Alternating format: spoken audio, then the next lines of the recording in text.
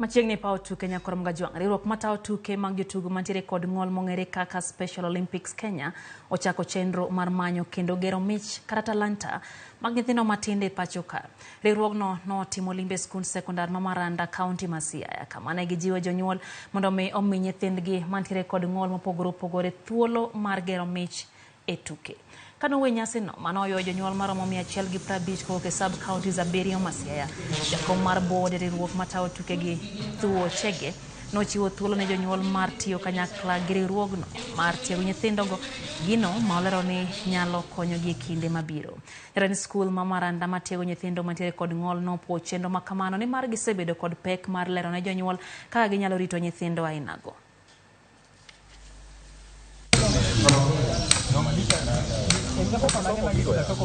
Adwa goyo erokamano ni Special Olympics Kenya gi National Bank of Kenya kuom kelo puonj ni jonyuol mondo puonjgi kaka ginyalo rito nyithindo e dala, e yor chiemo, e yor health margi, and e yor kaka ginyalo bet kodgi dala mondo nyithindo gi bendo bed nyithindo machal gi nyithindo moko manie kor gweng.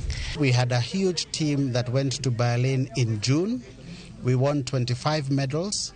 Apart from being ambassadors to Kenya, these children have brought glory to their families and to their counties.